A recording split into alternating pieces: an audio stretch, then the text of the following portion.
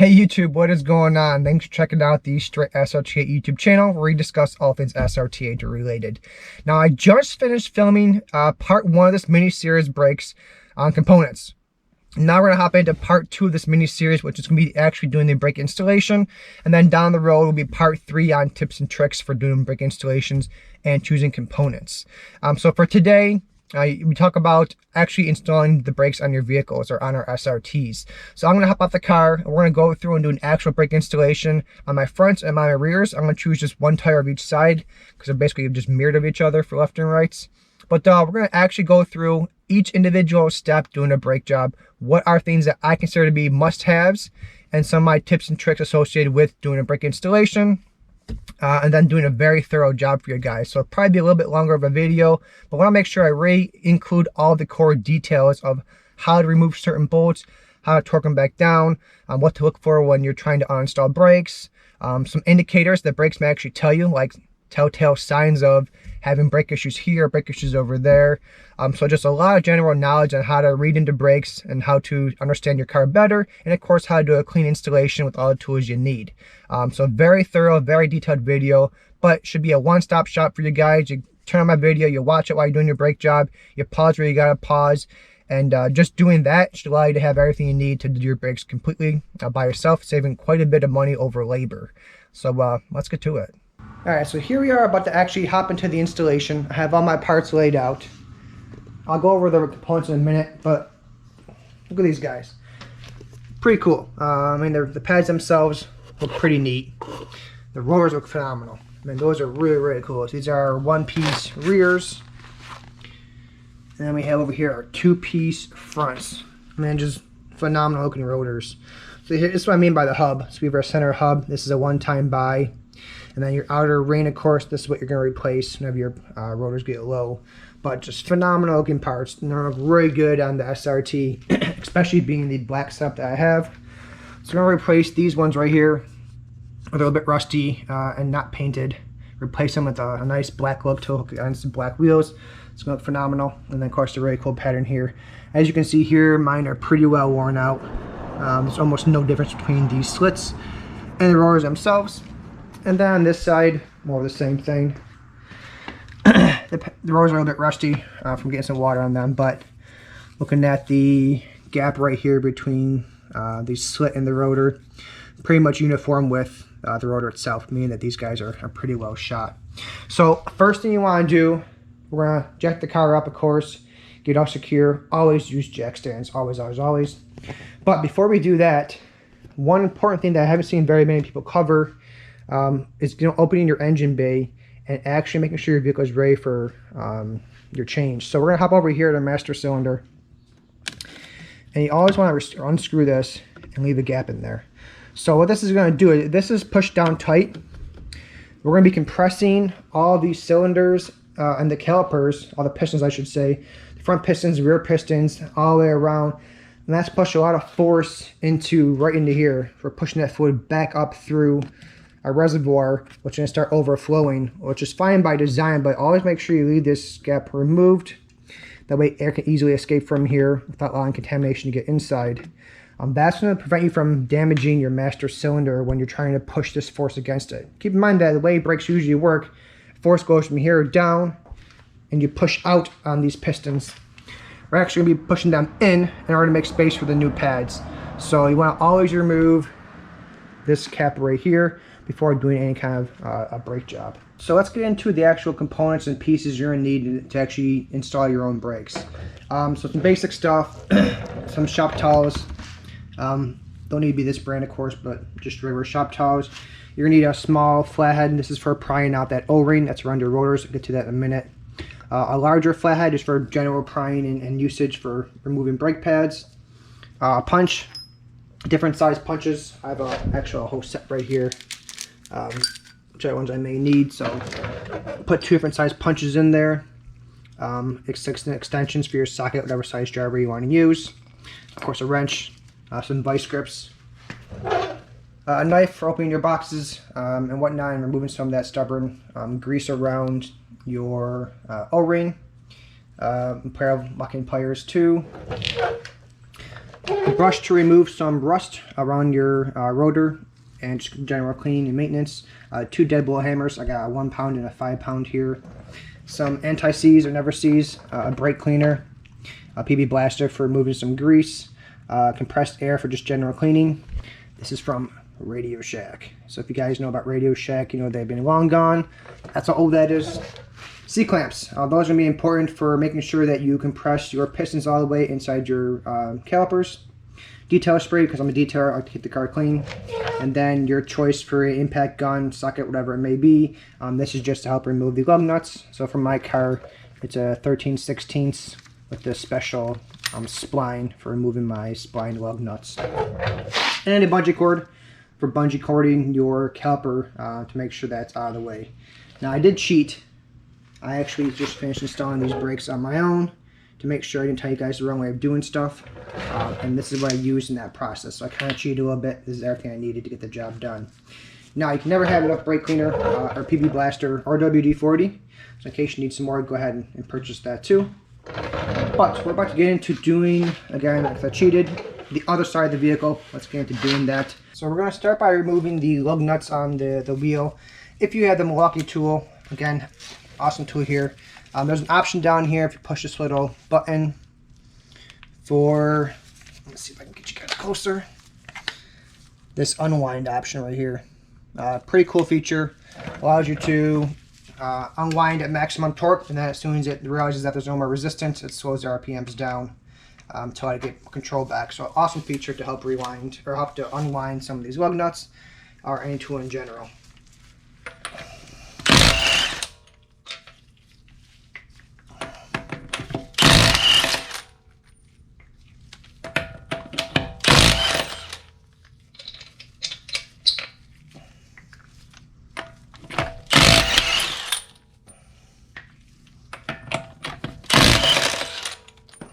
So I made it quick, easy work. And now your wheels should come right off. Now, depending on when you change your wheels last, this rim or wheel may be pretty well stuck to your rotor behind it. So I'm going to take a little bit of force, a little bit of wiggling back and forth to get it to go. Now, if need be, you can use a dead blow hammer for this. Take your 1 pound or your 5 pound hammer, and you can help whack just this tire on the sides, give a little bit of vibration to it, or go behind the tire and push towards the front to help loosen it up too. Mine were just taken off recently. I do maintenance in my car once a year for my brakes just to make sure they're in tip-top shape. So mine should be pretty easy to pull off. So I'll just get a little bit of wiggle and it comes right off. So now we have our wheel off. We're going to go ahead and apply some kind of PB blaster to this. So anyone you want, WD-40, PB blaster, doesn't matter. I really like PB blaster. We're going here and just spray in between the lug nuts and the rotor. Let's make a little bit of a mess. Oops. But that's what garages are for.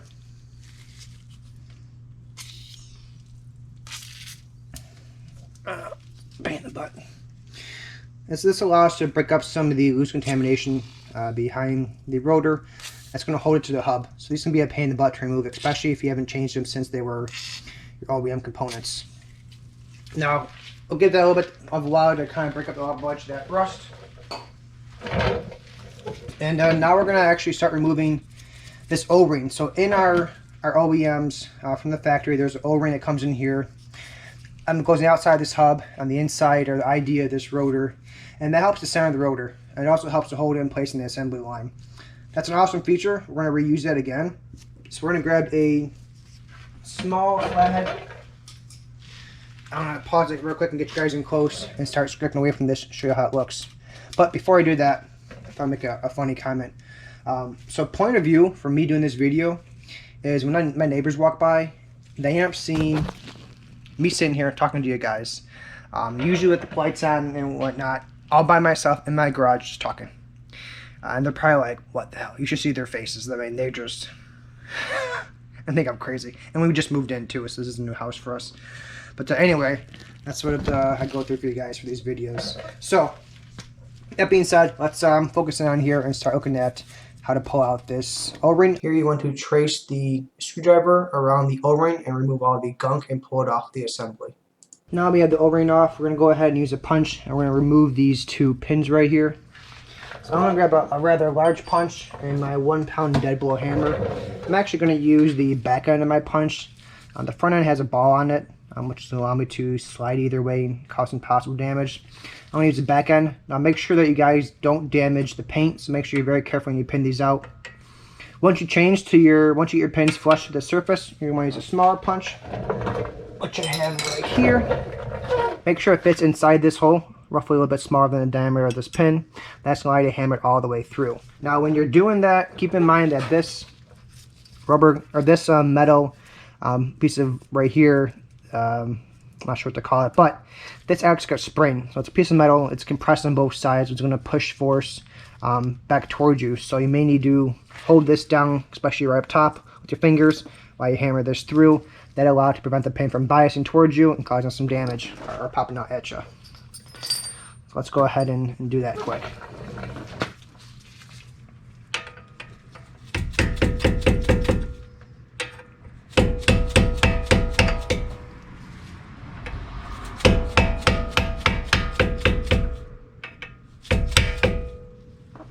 See that right there. Now we'll do the bottom one just a little bit.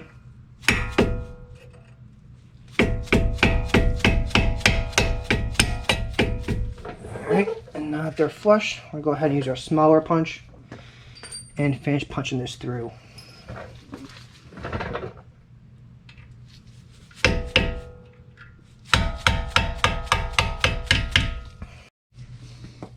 Okay, so I have to put my punch back in through here and punch inside all the way. And now I'll go ahead and hold this clap back, and that's just going to fall down. Now we're going to repeat for the bottom as well and remove our secondary pin. Alright, so now that I have you guys looking behind the wheel, right now you're in towards the center of the vehicle, looking out back towards me. So right here we have 2 E-Torx bits. Now these are pretty large E-Torx bits. I don't know the exact size because, and don't kill me here, because I have a workaround. So obviously you want to make sure you use a proper E-Torx bit. I went to Napa, Advanced Auto Parts, AutoZone, O'Reilly, Pittsburgh Tools, Home Depot, and Lowe's. None of them carry an E-Torx bit large enough. An E-Torx bit is, if you don't know, it's an external Torx bit. It's just the inverse of a Torx bit. They don't carry it large enough to remove these. However, I do have a workaround. Now again, don't kill me for this, but a 5/8 inch socket fits perfectly, almost no play whatsoever on these E-Torx bits. So in a pinch, again, in a pinch, not recommending you do this, but in a pinch, if you need to use, if you don't have an E-Torx bit, you can use a 5/8 inch socket. Now if you're going to do that, make sure you do not use an impact gun. Make sure you do it by hand, because you can easily do damage to these, especially on this outer ribs right here. That's where all the force is going to go, which can cause marring on the bolt, and then cause damage to it, permanent damage, which can make it impossible to put an actual E-Torx bit over this to drive them out. So I'm not recommending you do this. I'm just saying if you don't have any other option, this is a good workaround.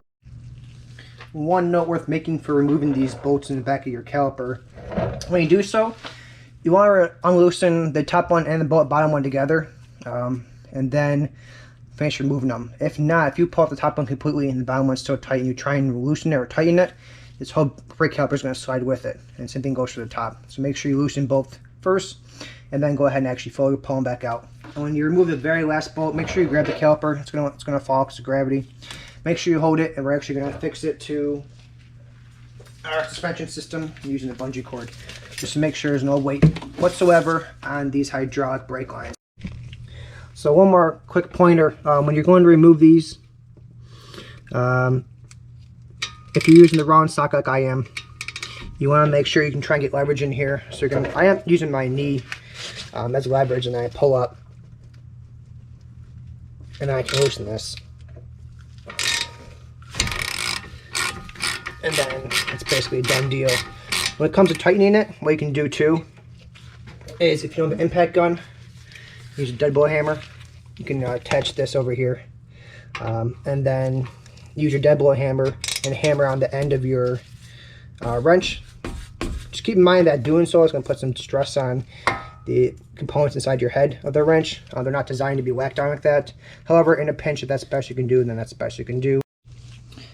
Alright, so before we actually remove the caliper all the way and attach it to a bungee cord, we want to keep in mind that right now you have your pistons, you got your 3 right here, and top and bottom, so you got 6 total, pressing against your rotor and your pads. So what we're going to try and do is pry them open.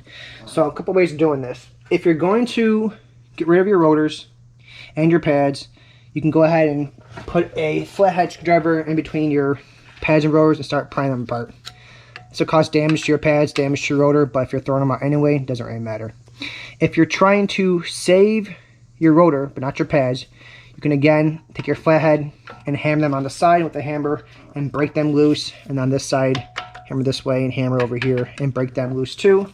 That'll again damage your pads, of course, not that it matters, and you'll be saving your rotor. In this case, this whole thing's shot, so I'm going to go ahead and wedge it in here and start pulling them both apart.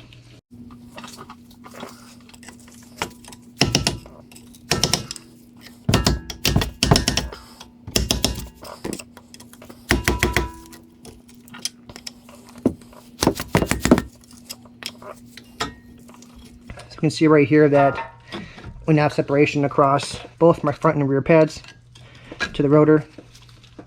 Now I'm going to finish removing these bolts. Now I'm actually going to twist this a little bit back further. Have you guys follow it? That way I'm not stretching my brake lines out. There we go. So now I'm going to turn it upside down and place it on top of my rotor quickly. And that is the inside of your brake caliper. So I'm going to go ahead and pull these pads out. So what we got next, it's a little bit hard to see because I got a pretty bright flashlight, but these pistons right here, these all need to get pushed back in. So you can do it by hand. There's a quick secret you can do, so you can use C-clamps. You can use your brake pad, and then you can reinstall it in here. That's going to push force on your 3 pistons, and then use a C-clamp from the back and push them all together like this, and then start tightening it. That's going to pull in your 3 rear pistons.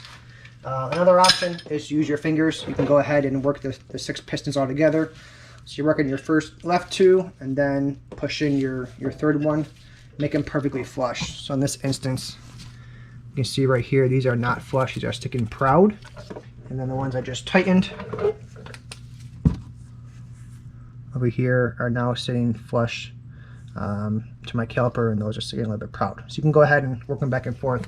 Now keep in mind that as you're working them, as you tighten this one, these are going to push out and vice versa. So it's a little bit frustrating, a little bit of a lengthy process, but you want to make sure they're pushed in all the way, and then make sure these are clean too. Any particulate you have back here, any rust, make sure you go ahead and clean these parts out. It's very important that these are nice and smooth riding, and that this rubber gasket on them that's right around the ring of the piston, that's not damaged or anything. We have spray some PB blaster inside here. This should be pretty real loose. However, if these are truly your factory ones, they're going to be very, very hard to remove. So again, a deadbolt hammer is going to be your friend. So if you're trying to save these, because you want to get them turned down, you can just whack at the center hub. Nice handful of hard blows to get some vibration going there and help loosen up the rest of that rust. If they're going to go in the garbage and they won't come off, you can whack them in the back, whacking right around here in the perimeter will help loosen any rust on the inside. So if you have the stock Brembos with slits in them, or any manufacturer that has rotors with slits in them, these slits indicate when you need to swap out your rotors. So when these slits are perfectly smooth with the face of the rotor, it's time to change your rotor out. There's usually a little clip that rides along here and that sticks up, and as soon as you start touching that clip and it makes contact with the rotor, makes a ton of noise, and that's how you know your pads are at the end of their life. These pads are not, but again, a little bit of warp making some noise and making some squealing noises, so I'm swapping them out, but they still have a little bit of life left in them. Now these rotors were good for, these are the factory Brembos, they're obviously the 2-piece. These were good for 61,000 miles. As you can see, still some life left in them. Could probably get about 65,000, maybe even more out of this this setup without changing it out. Pads still got a good amount of life in them too, so they can go pretty well. So they lasted me 2 sets of pads in the fronts for my rotors, and then the rears, single set of pads, and then 1 set of rotors is all it took. So it took me 1 light whack of the 1-pound hammer, came right off, nice and loose. So I had to pull this guy off. Now what you can notice here in this two-piece rotor setup is that even though the outer rotor is shot, the inner hub is perfect. I mean, it's not even rusty. That's just some PB blaster on there. And that's why, let me touch you guys up a little bit higher. That's why you can actually reuse these inner hubs. They don't rust, they usually don't warp, they're usually good to go. So if I already use stock Brembos, I can go ahead and unscrew these bolts right here, and then keep the stock hub and just change the outer ring. This is what I was talking to you guys about for a two-piece setup. This is your refresh kit, use your outer ring, and this is your center hub. Now these are not compatible in most cases with other manufacturers. So if you're buying DBA brakes, these are not compatible. If you're buying Demon Performance ones, they're not compatible either. However, if you buy Demon Performance ones and change them out Demon Performance outer rings in the future, then they're of course going to be a 100% match. So once we get that brake off, we're going to go under here and start cleaning this hub. As you can see, there's a lot of rust in here. It's a bit dirty. Take our wire brush, start scrubbing it, clean out all this rust the best we can, and then use some brake cleaner and finish out the process.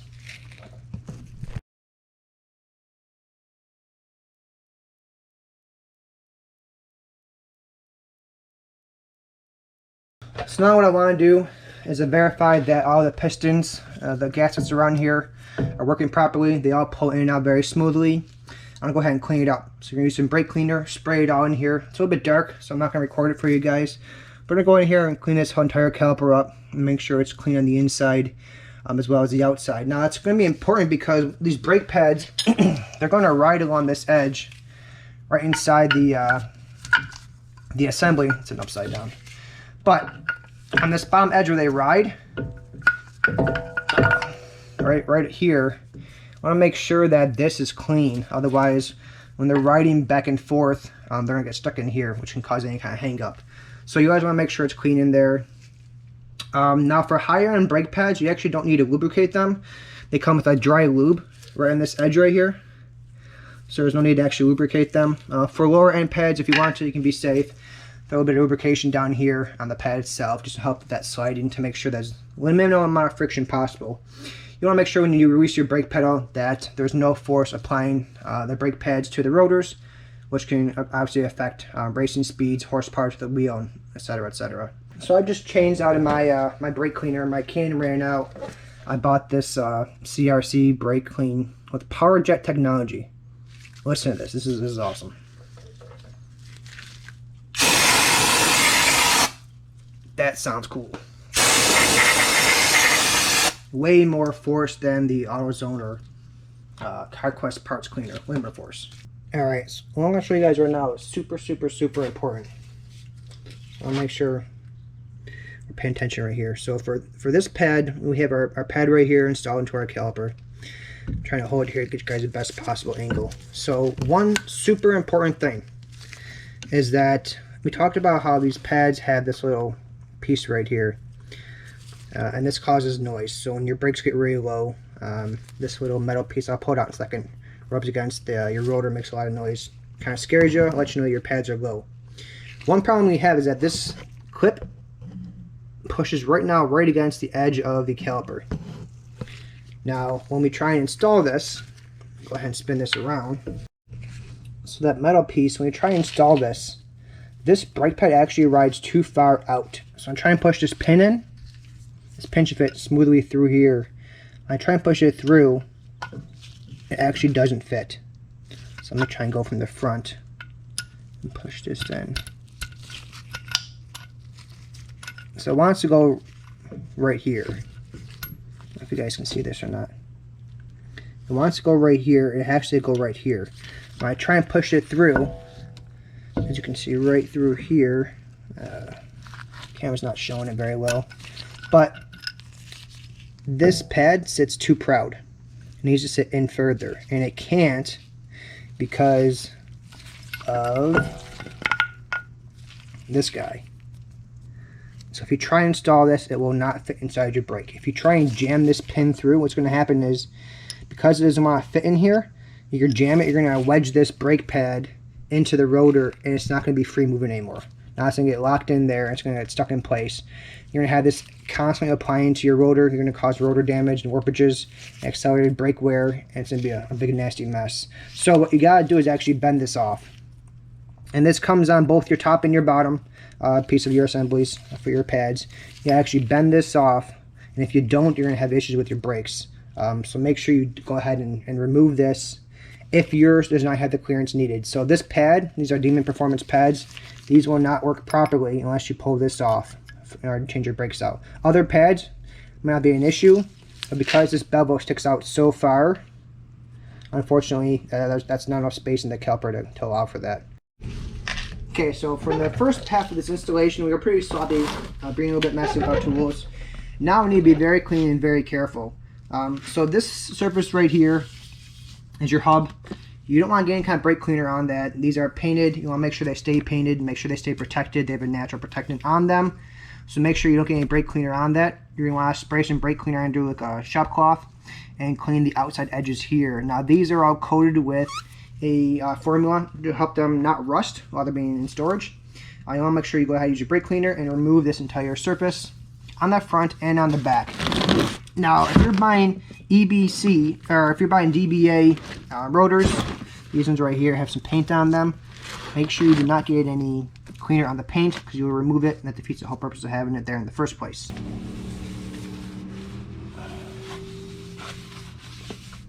You can see right here, that's what it took off. Now we're going to spin this guy over, grab him by the hub, spin it over, and rest it on the hub, and do the same for the other side.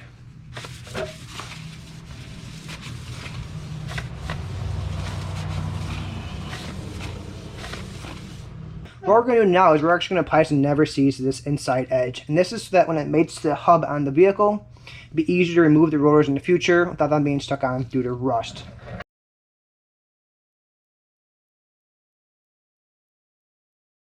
Now we're going to go ahead and put on the rotor. So when you grab it, now that you've painted the inner area, you want to grab the rotor from the OD, like you'll see in a second, like this, and then go ahead and feed it on there and push it flush. Now that's going to happen, that's perfectly fine of course. What we're going to do now is you go ahead and use that O-ring you removed previously and go ahead and wedge it on there. This O-ring is going to help center the rotor to the hub. And then you want to grab your small flathead and start pushing it in there to really make sure that it's centered. Now that's all set, your rotor should be sitting flush against your hub. What I'm going to do is use some detail spray, like Adams. Again, you don't need to do this.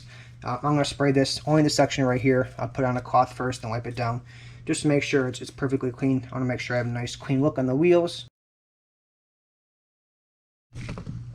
This next part is very difficult to record, so I'm just not going to. And instead I'm going to explain it.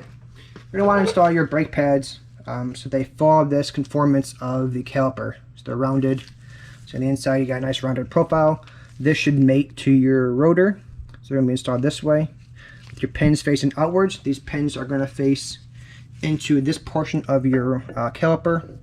That's how they're going to be pinned down. So you're going to install your brake pads with your pads facing the rotor and this metal backing facing your pistons. So you're going to install this on both sides. Now these get pushed right into your housing. So we're going to go ahead and take them and just slide them right in to our caliper. Pop right in there and done deal. Same for the other side. So you're gonna go ahead and install both of these, and then when they're both in there, use your hands and pinch the pads against the outsides of the caliper, and then slide over the rotor. And hold it in place. Slide this over my rotor. Now, as long as you push your pistons in as far as you should have, this will slide on real easily, just like that. And then we're gonna go ahead and use our bolts and attach our bolts in the back. So once those are torqued down, it takes I think 121 pound-feet of torque. Well, once they're torqued down, now your caliper is affixed to your rotor. It should be easy to spin these guys around. So make sure that there's no damage here and there's no weird noises, and that's perfectly straight. So two things can go wrong here, and it's a little bit into my do's and don'ts video, which is my next episode. But if your rotor isn't flush, then it's going to spin on like an angle. and be wobbly. You'll be able to see that right here by doing a quick spin yourself. Quick sanity check. If these pads aren't gapped evenly, they're pressed against the rotor, that can tell you that they weren't installed properly. Make sure your paddock course touches the rotor and your backing touches the pistons and the caliper. This is all a quick sanity check just to make sure that you installed the rotor flush to your hub and that you installed the caliper perfectly parallel to your rotor. So for reinstallation, we're going to have our short side on the bottom here. So I'm going to cradle over this bolt. We're going to go ahead and push these in starting from the back and working our way forward. Remember, the pin goes in first, the sharp needle edge. That's going to push through this pad. I went ahead and torqued them all down by hand using star pattern to guarantee that they're nice and tight. You never want to do it where you just have these two torqued and then start going around in a circle. That's going to cause you not to be perfectly flush with your assembly here for your suspension. So torque them in your star pattern with your hand, tighten them by hand. That's going to avoid them getting stripped, especially getting thrust credit. So always do them by hand. Do your star pattern.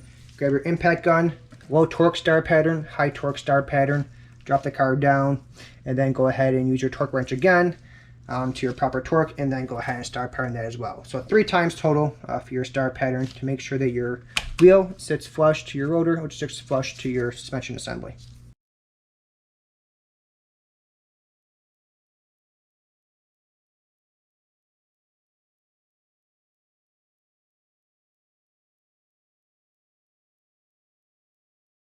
Alright, so that is it for the front suspension and brakes.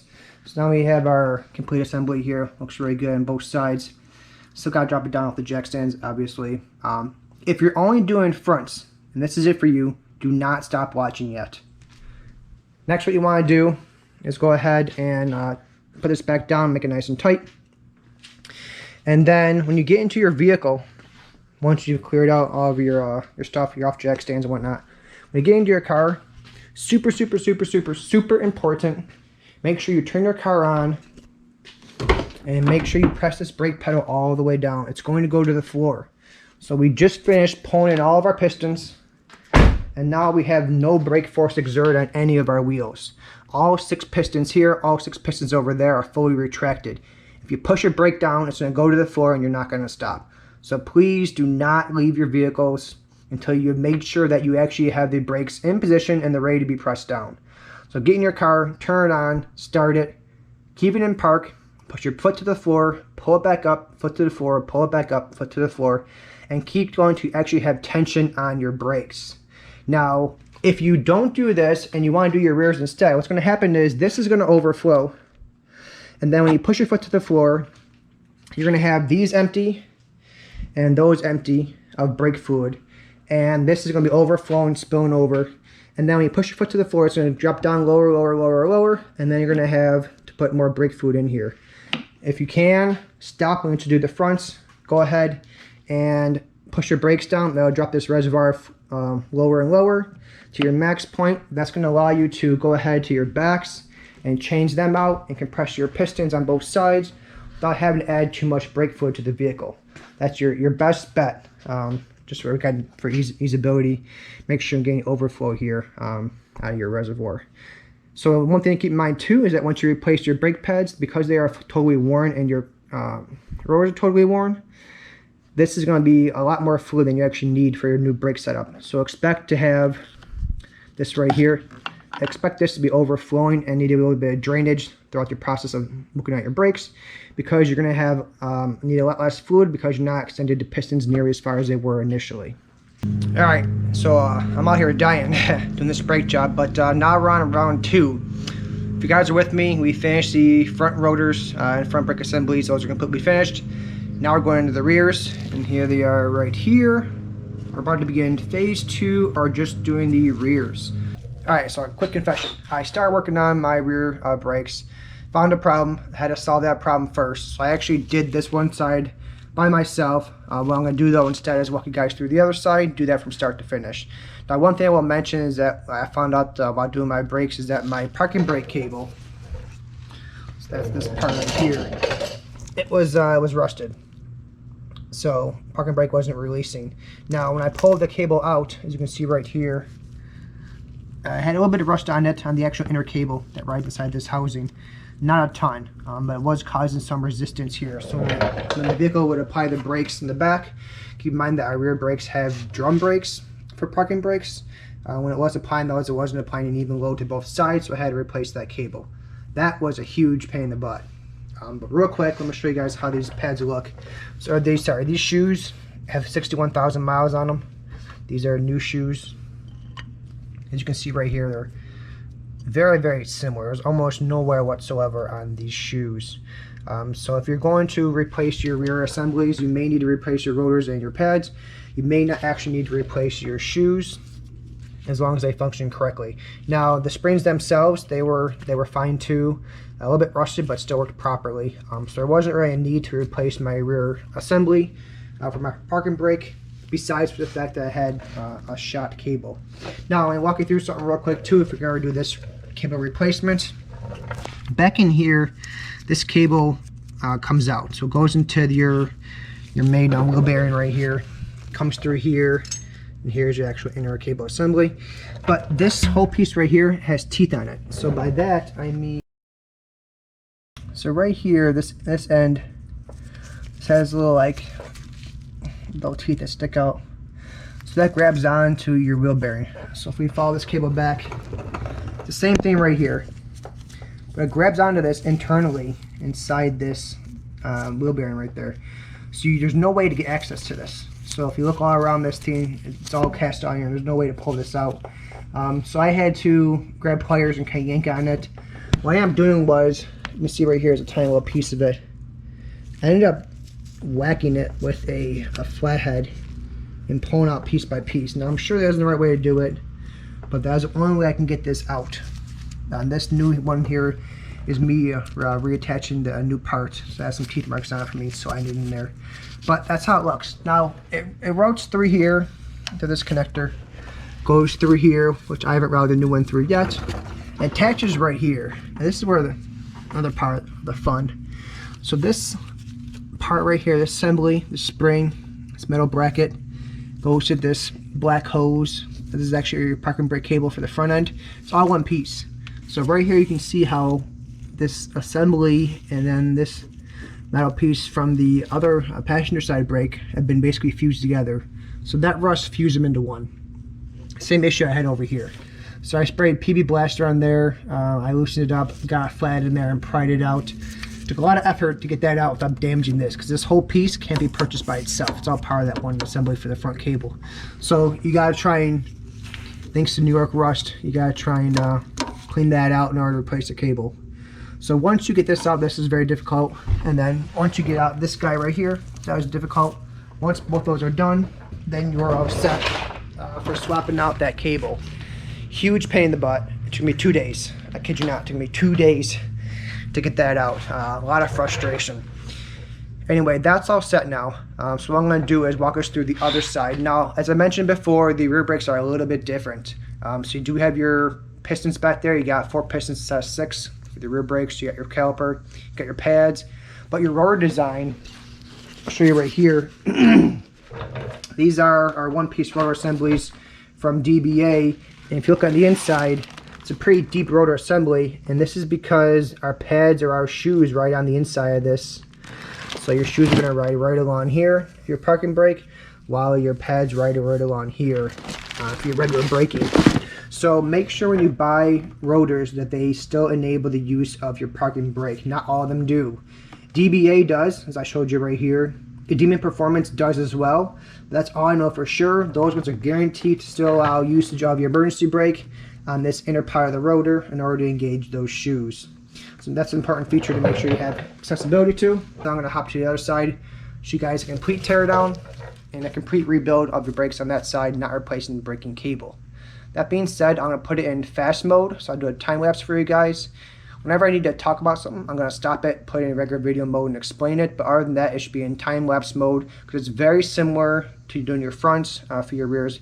That caveat of course, you have to deal with your drum brakes. I am going to walk through how to actually change them out, how to swap them out, some tips and tricks associated with it.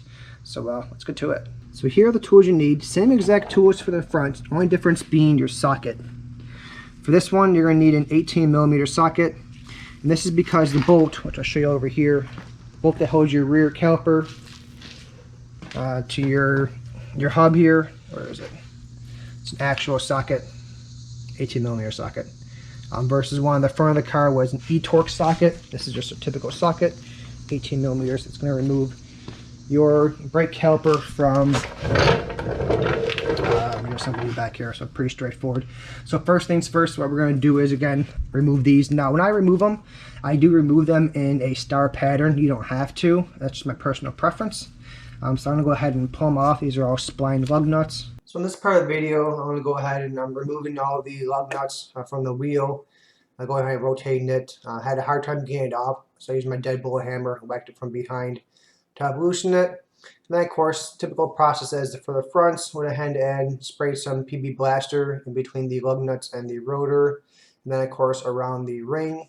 And then went ahead and removed the O-ring from the back rotor. There's also one on the back, so keep that in mind. Went ahead and loosened all that, and then I started using my punch to remove all of the pins that are located in the rear assembly for the caliper. And then I started loosening all those bolts again. Remember to keep in mind that you're going to loosen the top two together, and then go ahead and pull them off all the way. And then lastly, go ahead and hang up your caliper. I did end up actually putting it under a piece of paper to help keep it safe, and then started hammering on the rotor to go ahead and pull that off. Of course, there are better ways to do so, which I explain in a second in the video. Alright, so that was fun. So by now you're probably thinking, Joe, you could have just loosened your adjuster here, and you could have made it easier to then compress these shoes, and it would have slidden off. And you're right. So back through here, the back end of our assembly is a little rubber plug. And that rubber plug, you guys can't really see, there you go. Right here, that leads right behind your adjuster. So let me explain how this works quick. So your brake shoes, when you squeeze a cable, they expand. When they expand, they rubber on the OD on the inside, but the outer diameter of your rotor assembly, which then provides stepping force to it. In comparison, your calipers just squeeze your pads to the rotor and prevent stepping force that way. So by going behind here, you can actually put a screwdriver in here. You can move this adjuster either up or down, and you hear that click. So like right now it's running against that spring, as you can see. And what I'm doing right now is I'm pushing it out further. So by going down, you can pull them in. Now if you're trying to save these, obviously you don't want to hammer it like I just did. You want to go ahead and go behind here, pull out that rubber stopper or that grommet, and then spin your adjuster accordingly. However, knowing that I'm replacing every component in this car for my brakes didn't matter to me, I just decided to go the rough it way. So what you want to do first is take a picture of this assembly, making sure that you know which springs go in which area, where your parts are actually physically located on the assembly, where your adjuster is, how does it sit, how your attachment points to your shoes. All of this is super crucial to making sure you rebuild it correctly. So taking a picture of the top, taking a picture of the bottom, and making sure that you actually understand how it came together. So now we have a photo of our entire brake assembly. Next thing you want to start doing is actually building this beneath. So I'm going to go ahead and turn you guys down just a little bit. So what I want to do is try and get you to see both sides here. It's a little bit difficult. But you want to start building what you're seeing. So grab your brake shoes, line them up to what you're seeing in front of you, and figure out if this looks correct. So to me, it does. And it's a little bit offset, and then this guy down here looks just like that. Then you want to start building the springs you're seeing.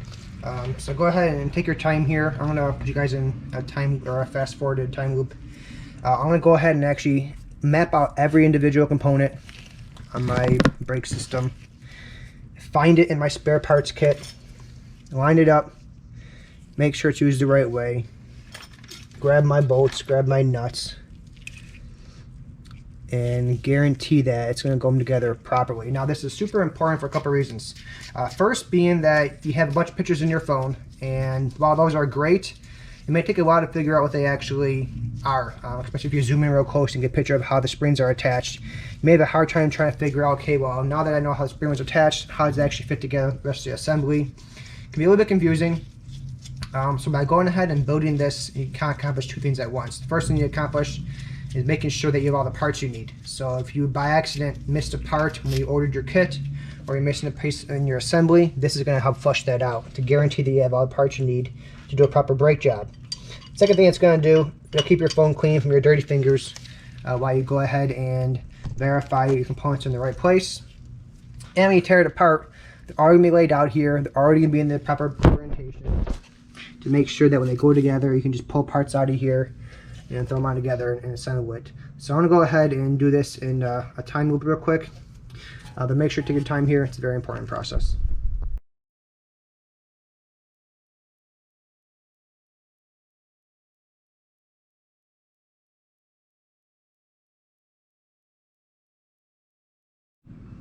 Alright, so let's review this together. So we have our two shoes right here, and these are going to match our two shoes right here, of course. We have our adjuster right here, so we have this metal component, a little bit of a sprocket, and then this inner bolt piece. So we have our metal component, a sprocket, and a bolt piece. This is yellow. Colors don't really matter, but you have the spring going behind these two shoes, and they clip right here and right here. So we got down here, spring going behind the shoes, clip and clip. We have a spring right here with this little bolt that pushes through and holds the shoe to your bearing, your wheel bearing. There's your spring, your bolt, your spring, your little bolt piece. Then we get underneath here. There's this piece, the spring right here. It's the short spring. So I got the short spring, the long section of a short spring, and this attaches going into the shoe. A little hard to see without the light. Let me see if I can get you guys the light. You can see down here that attaches going into the shoe. And as this one shows right here, this shows going into the shoe, and then right back here you can see a spring going from back to front. You can't really see it though, but you can see it way underneath here, goes from back to front, and that means that's this white spring underneath goes from back to front, the way it latches. Now I did verify, of course, that looking at my component list, there is no unused components here. We have a little bit of grease. All the components that are inside this packing sheet, they're obviously for the other side of the vehicle, so therefore I'm not missing anything. Now what I'm going to do again is, this is a lot easier to see than this, so I'm going to go ahead and take a picture of this just to verify I do not do it incorrectly. Now one thing we are missing that I can't take a photo of really is right here. So this guy is part of your parking brake assembly. This is what helps to expand your shoes, press up against the rotor to cause you to stop. And that of course goes to a braking cable back here, which is what I replaced on the other side of the Jeep.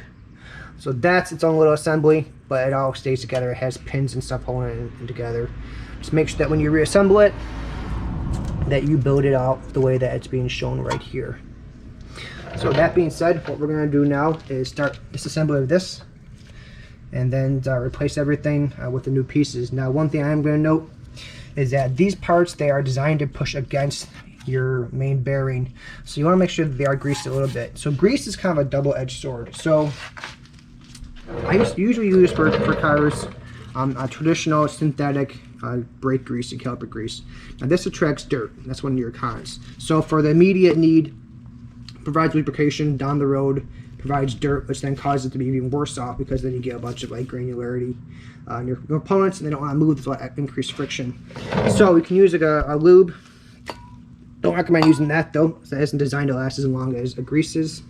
I recommend using an Never Sees or NICs.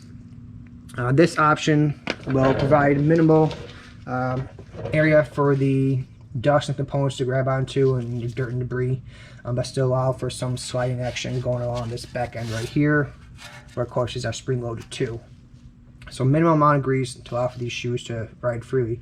However, as you can see, again, I have a 2017, it's 2022, so it's been 5 years, a little bit longer than 5 years, and got 61,000 miles on these shoes, and they're in perfect condition. There's really no immediate need to change it.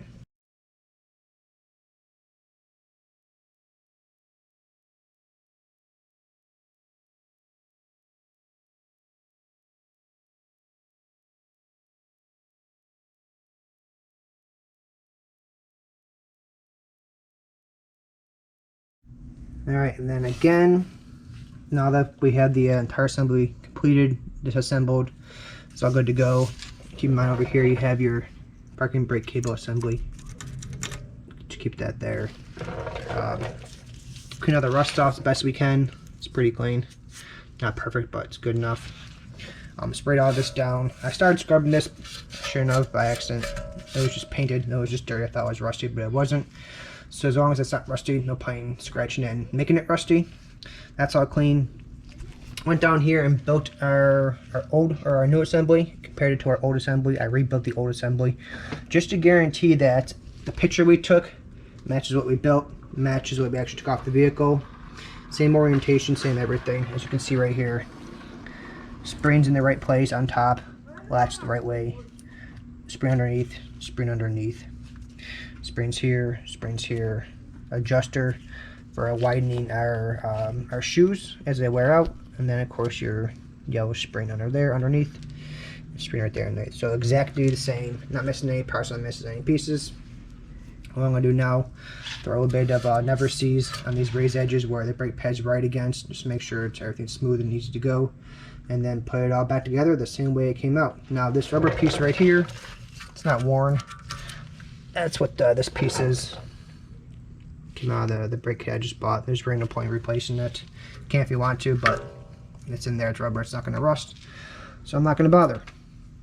One quick note, as I was hammering away at my assembly down here, I did put this back, put some paper underneath it just to keep it safe from when I'm whacking, so don't smack any paint off it. I'm going to go ahead and clean this up. Now keep in mind too, when you put this back together, you push them with your fingers. Your 4 pistons, make sure they're easy to move by hand. If they are not, then it's going to cause uneven wear pattern. So as you can imagine, when you have your brake pads and you're pushing this way on the car and they're uneven, you're going to get wear this way or wear this way. That's going to mean less contact of the brake pad to the rotor, which means less stopping force.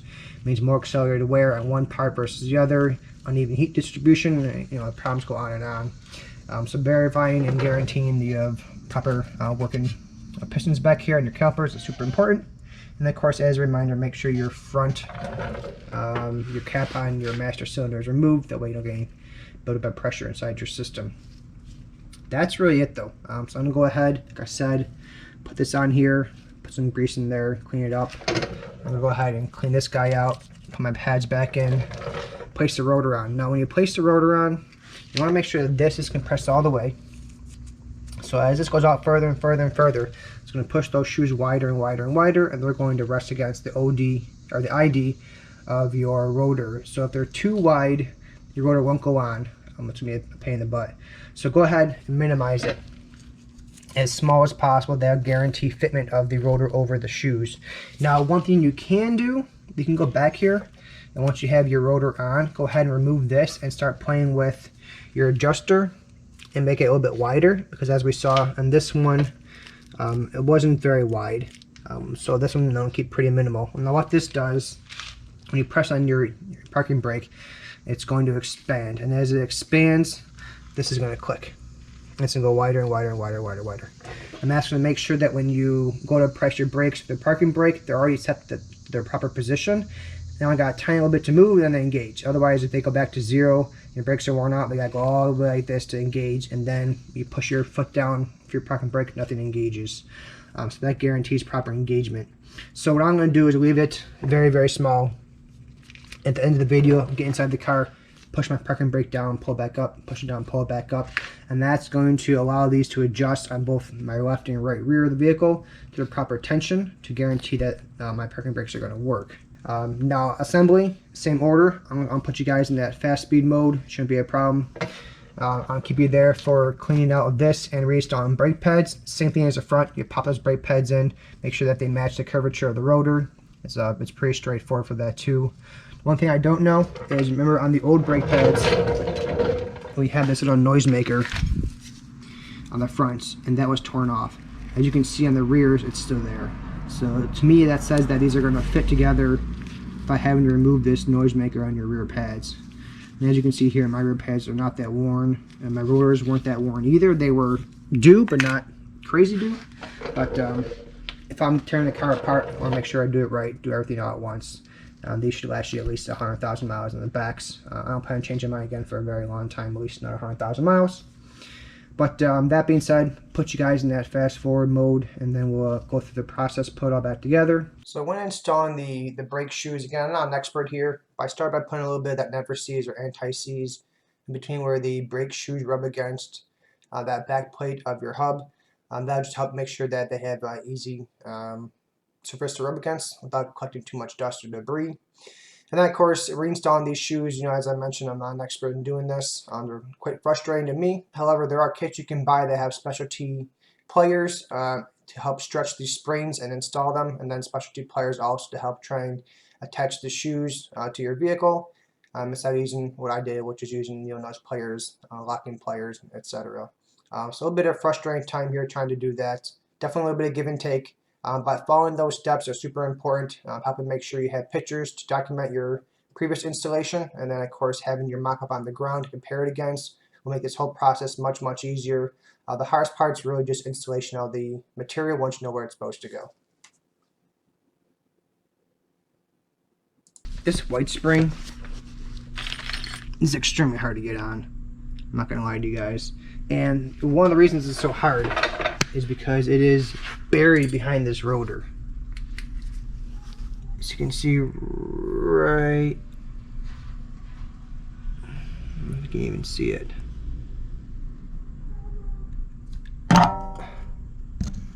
So right there, that's your white spring. Attaches in the lower left corner and then goes straight back to the rotor. That was not fun. So I attached that first, because there's no way else you're getting that thing on there. And then having it attached to the bottom shoe, I stretched it and then had it attached to here, put this on. Try getting the spring on. That didn't want to go on because it had all that force pulling it back down.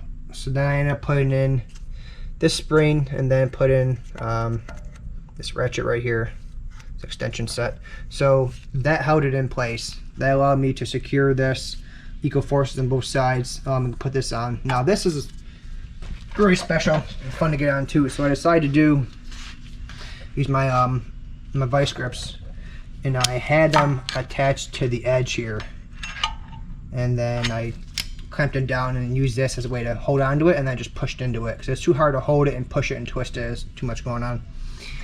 And then lastly, I attached this orange guy. This orange guy is a real lot of fun.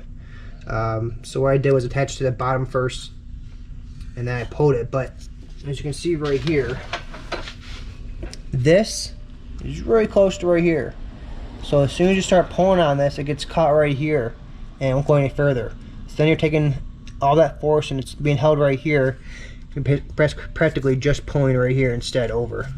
That wasn't very much fun. But I got to use some vice grips, held onto it from here, and then pulled it. That way you can get relieve tension in both these springs. I got in there just a little bit, and then I used my my pick, shoved it in there, and hammered it. I was able to get that latch holder far enough to get it on. Now, like I said before, I'm not very good at installing drum brakes. It took me way too long to do. It was very frustrating. But I'm not an expert, so hopefully you guys can use those tips and tricks and learn from it, and then finish putting on the assembly yourself. Now I'm going to go ahead and reattach the rest of the brake system. So here I am going ahead and using that new PowerJet technology brake cleaner, cleaning down my brake calipers inside and out, and then going ahead and pushing in using my hands the 4 different pistons for the rear calipers, and then applying that same grease on the inside. That's that never seize grease in between the rotor and the hub, and then of course cleaning off the brake rotor itself only on the surface that the brake pads rub against. You want to try and keep that that cleaning solution only on that area in order to keep that rust inhibitor on the rest of the rotor itself. When it comes to installation, the same process as we did for the front. Go ahead and pop in that caliper on there, using those 2 bolts, tightening them down, and then reinstalling that O-ring. That's an important step. Make sure you reinstall the O-ring and spin your rotor while you do it, just to ensure that the O-ring is perfectly seated and the rotor is centered to your main hub. When it comes to pounding in those rear pins, make sure you use your deadbolt hammer and try and get them to go through as best as possible. And then of course for a final touch-up, you can go ahead and use some detail spray and help clean up that black face of the rotor. And then when you're reinstalling your wheel, make sure that you use your knees, center it properly, and torque it down by hand first before using any kind of impact gun or torque wrench. Rear brake installation now is done. The only thing I didn't do yet was to torque down all of these lug nuts with a torque wrench by hand. I'll do that in a little bit. I got to finish the other side of the vehicle first.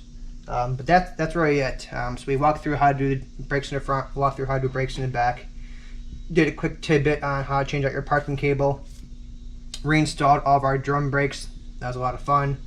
And then quickly threw on our brake pads and rotor. Reinstalled that O-ring. Pushed it all in, seated it. Tighten this whole thing down. Make sure it's nice and flush. And I can feel around my fingers that everything is nice and flush. And I'm gonna take it for a quick ride. I want to finish the other side just to make it up. Make sure that's all tight, nothing's loose, nothing's out of wobble or anything like that. Had a hard time installing these pins in the caliper. In the back side of the caliper, there isn't much space. So when you're trying to hammer in your pins, whether you're using a dead blow hammer, which I recommend a nice rubber one to prevent damaging your calipers, versus using a metal one, it's going to cause damage. So hammering this in, I had a little bit of fun. Even tried at one point using vice grips. I squeezed onto the pin and then hammered on this. That way I was prying force directly onto the pin. That worked pretty well for aligning and pushing the pins all the way through. So that was a little bit of fun. They're not quite in all the way. They're mostly in there, but it's good enough. Unfortunately, I couldn't figure out a way to better do it. You know, unfortunately, if you try and pull off the caliper and you try and hammer the pins with that spring first, then when you're trying to reinstall, you're going to be pushing against the force of the springs, trying to push the pads, and then trying to screw those two bolts in the back. Maybe that's a better way of doing it. You guys can give it a shot, let me know. But I did this way. Alright, so we're done doing the actual brake job. Now we're going to go ahead and start the car to make sure that we depress the brakes all the way and get them ready to drive. So I'll show you guys underneath here. Keep in mind that the fronts were already done, right? So we already went through this whole process once. Now we're doing the backs. So the brake's probably going to go all the way to the floor. This is because our calipers, again, are pushed back all the way on both the rear rights and the rear lefts. So the brake's probably going to go down all the way. I'm going to go ahead and give that a shot and do the same thing now for the parking brake. So I want you guys to see here what's going to happen. If you don't do this, this is what's going to occur when you're driving your car and you try and stop. You won't be able to stop. This all the way. Now it's good. Now we'll turn the car on.